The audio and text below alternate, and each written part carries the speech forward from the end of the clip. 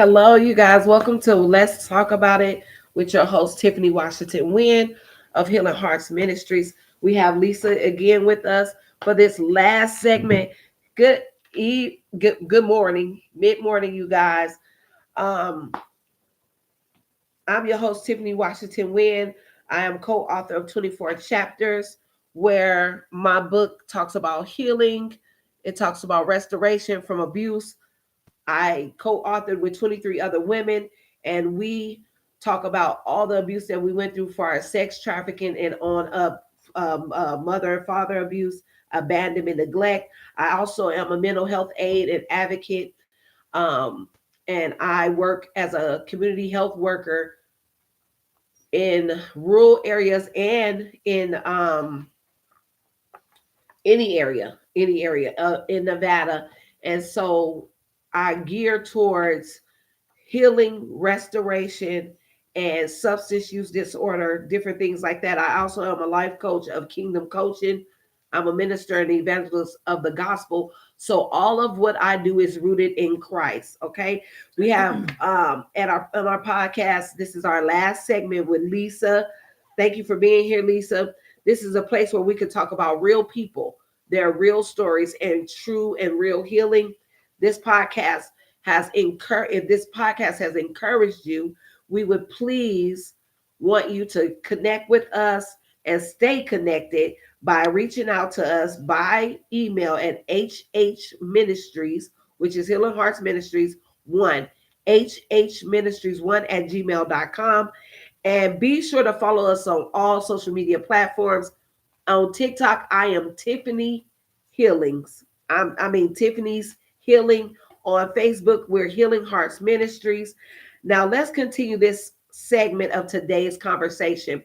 We have Lisa back with us because, first of all, her story wasn't finished. And once we have a story that is talking about abuse, mental health issues, neglect, abandonment, sexual abuse, we always want to finish it with what is the success story. And so Lisa said, listen, I'm going to come back and I'm going to end it with a bang. And so we just want to reflect on those things. So, Lisa, after sharing so much of your journey with us over these past episodes, which we really thank you for, because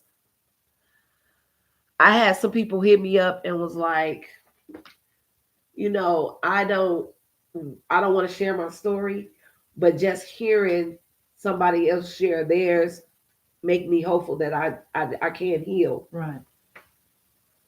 Healing looks different from everybody, right? Mm-hmm. So even if that person don't tell it, the fact that she's not alone or he's not alone is what bring about healing too, because you'll never have a closed chapter. Some people say, well, my abusers died, so I'm not going to live. Right. So at some point you have to close the chapter, right? Right. So for me, my question to you is, after sharing so much of your journey with us over these past episodes, what does healing mean to you? And how does that look today compared to what you believed it looked like back then? Restoring my faith. Um, a burden has been lifted. I can now look forward to what God has planned for me and not be stuck in pain, not be stuck in the past where I once was. Now that I've got it out, um, I'm ready. I'm ready to let God take over. Fly. Yes, Lord, let them. They don't know. Let them use me. They don't know. They don't know how freedom. So with our viewers, like, people really don't know how freedom look because they've never had it. Right. Would you say, like, the way you feel today is free? Yes. Now, Yes. is it in every area, or you still yes. struggle? I struggle, but I only struggle now with the loss of my husband. Okay. I struggled with the past because I wasn't able to talk about it. Yeah. I was kind of like scared and fearless at the same time. So now that I'm able to get it out and talk about it and release it, Can't nothing stop me now. Nothing. Can't nothing stop Unstoppable. me. No, I'm ready. I'm ready That's the now. Now that power. I have no, now that I am no longer living in my past, I can now walk my future by faith, Right. and I'm ready. So somebody who might be listening, if you are still in silence, you might be living in silence, living in shame or confusion about what happened to you. And what happened to them might be something that they are not able to share. Remember, I said somebody Yes, they just like, I don't want to share it, but I'm encouraged. What would you want them to hear today? get get it out, release it, let it go. I was ashamed. Um, I felt the blame on myself, Hmm. and then I was confused at the same time. And once once I came to you and I was able to share my story, I don't think there's nothing that can stop me. And to those that are going through the same thing, similar or somewhat of what I'm going through, Yeah, let it out. let it Like go. holding it in is just going to, confuse you. It's going to keep you bothered. It's going to keep you angry. It's going to keep you upset. And then you're going to, be upset and angry at the wrong people. And you don't want that. You know what that looked like. Yes, I do. I know exactly what it looked like. I used to take it out on my children. I took it out on my grandchildren. A lot of the anger and disappointment and upsetting. I took it out on them, and now I don't. I don't. Wow. I don't even blame myself for it. It happened. You know, it happened. It happened. And I overcame it. I fought through it. I brought myself through it by faith. So I just hope whoever going through it, let it out. Talk to So someone. so what would you say to that person that says, listen, my dad raped me. You want me to let it go? You want me to sit up here and act like this man didn't take my soul? He didn't take my dignity, whatever identity I thought I had as his daughter. What would you say to that person that say it's impossible to them? I would say to you, to that person, you could forgive, but never forget. You don't sweep it under the rug. You let it out. Um, with me, when what happened to me with my family members, it took me a long time to forgive them. Okay. It took me a long time to not want what happened to me. I wanted it to happen to him. And now I don't feel that anger.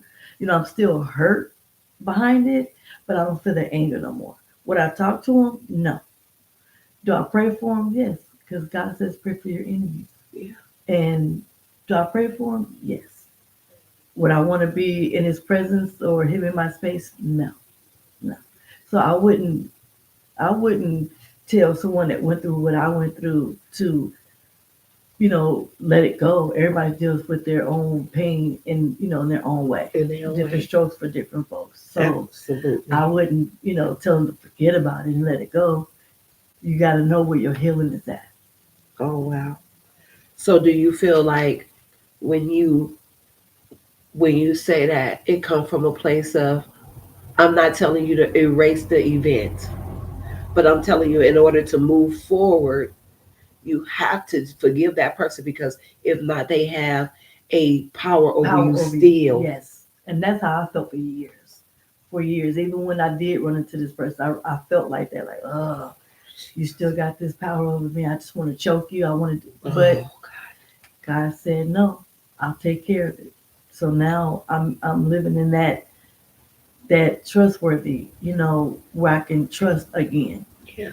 And that's what feared me the most. Will I be able to trust again after what I've been through and what happened? And when I met my hubby, whew, he showed me the way.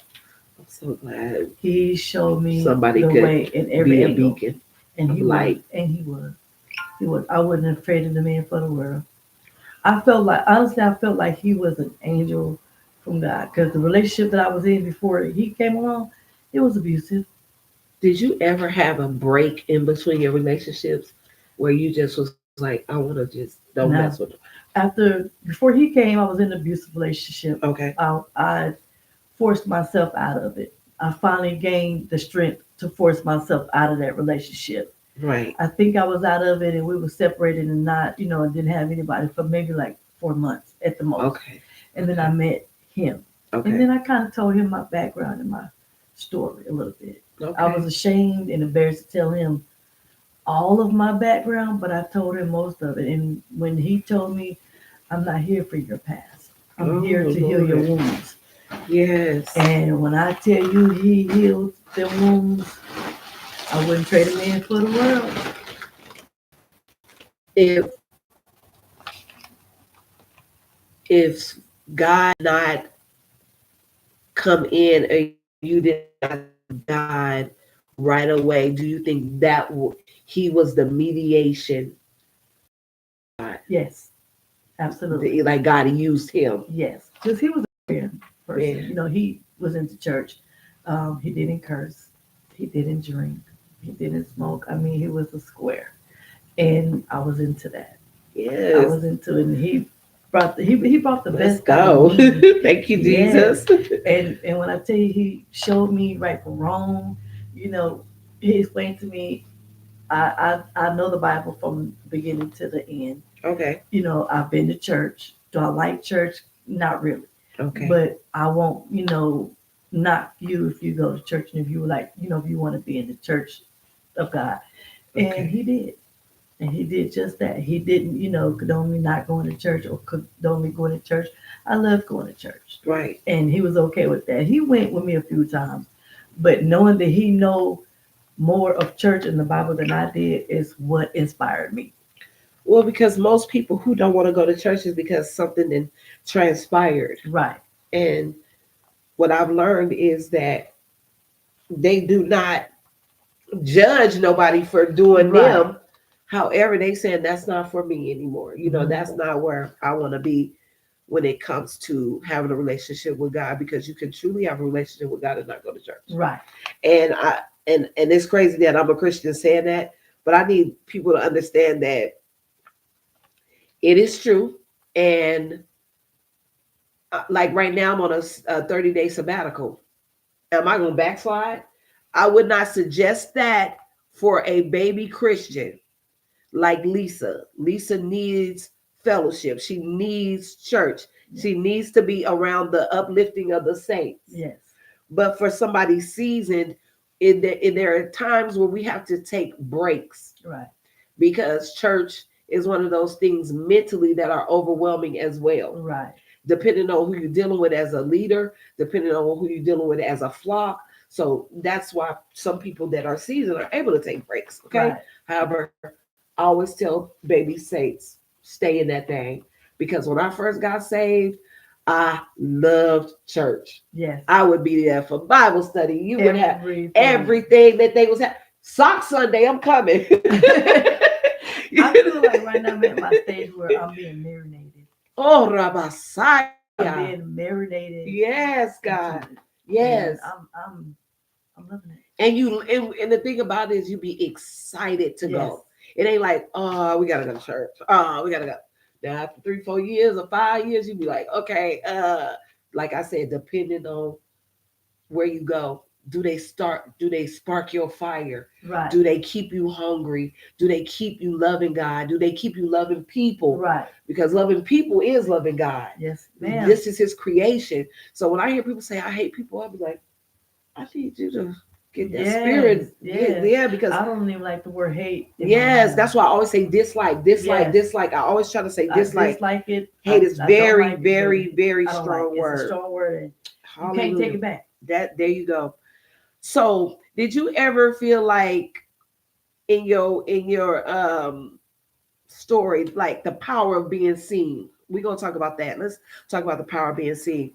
What did you feel like when you finally had someone believe you and listen to you Relieved. and acknowledge this story? Relieved. I felt so relieved. I feel like a burden has been washed away. I feel just jurated. Yeah, I see. Oh, Thank you, Jesus. I'm loving it. Now Yeah. now if someone was to reach out to me about, my story, I feel I can tell it. You could I can share. share it and hope that it gives someone else hope. No, not hope. That's what it's gonna do. Well, yeah, It's yeah. already doing that. Like I said, I Give get them relief. yes, because this is the thing. People think that it's about it's about how you heal, Right. right? And it is. It's about how you heal because you definitely want to heal to a point where while you healing, you able to encourage The next people one. and Somebody not. else. Some people think they healing being they give time. Oh, I'm just gonna take the time out, but then during that time they bitter. They're around negativity. Right. That now how you heal is the way you be effective. Right. So you're healing in a good environment, positive environment. That's why when you had the kid's father there, I was like, I need her out that toxicity Yeah. because it triggers you and it goes back into that place of abuse Yes. because it's And it did. familiar. I already know when you talk about unaliving people. Look, I'm gonna hurt him because he better hurt my grand. Yeah, Oh man. because that now the protector Right. comes out that didn't protect yourself, and now you Exactly. protecting I didn't everybody else. have that protection. And then now my mindset is I have to I protect have to protect. my offsprings and my upbringings. Hallelujah. And that was my thing, to protect them. And I just, didn't want them to go through what I went through. And I Right. did everything possible in my power to make sure that they didn't. I think that's all of our as mothers. I think that is all of our not only dreams but our ambitions. Yeah. To not let something repeat that we went through Right. because we we know what it feel like, and I don't care what nobody say. It when it repeats itself, it's gonna feel the same way. Yes. People like, Yes. oh, well, that might have happened to you, but it didn't make me. It won't make example. That happened to you when you did drugs. That don't mean it'll happen to me. Yes, it will. Yeah. Eventually, it's the same story. Yes. I don't care if you started off recreational. It will become an addiction Hmm. because then you will find the need to want it for no reason. And then you'll say, oh, I got to pay. Or, Right. oh, my back. And this is why I take it. And now it's no longer you taking that drug for what it's intended. That's talking about pills. If you're taking Right. a prescribed, I've seen people who have prescriptions that they're addicted to. Oh Now, yes. then we're talking about street drugs.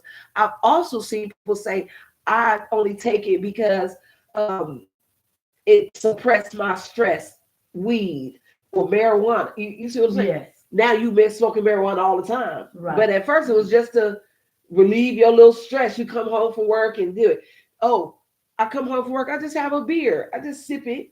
And then now you're having a beer all All the the time. time. Yes. So this is why I tell people if you are in an environment with abuse, Right. women, when you are in an environment of abuse, he's not going to hit you just one time. It's going to continue to happen. And now you're stuck in it, just like addiction. It's not going to be just gambling one time. Right. Now you're looking for the thrill. It's something about the dopamine in the mind that attaches itself to toxicity. Abuse is like an addiction. That's what I'm saying. Once you get abused, now you find yourself in abuse. After it might not be sexually abusive, Right. but you're in abuse relationships, abusive friendships, abusive parentships. Oh yeah, you start getting friends. When I was growing up, my friends just like, oh, be this, be that. I say, let's get this off the rip. Because my grandma called me a B from sun up to sundown. And I always say, why this woman don't call me by my name? Right. Bees need to do this, y'all. Bees this, y'all. Bees that. I'm 10. I'm 10. And being called it. What am I doing so wrong at 10 to be Right. called that? You see what I'm saying? Mm-hmm. So here you are in a situation where you are used to abuse. Mm-hmm. Now you're attracting abuse. So now, with all that being said, how do you feel like that abuse that you experienced then now how do you feel when abuse try to even come to your front door No and ma'am. knock? no, you can't come in. I'm sorry, can't come in. We don't do negativity. We don't do uh, abuse.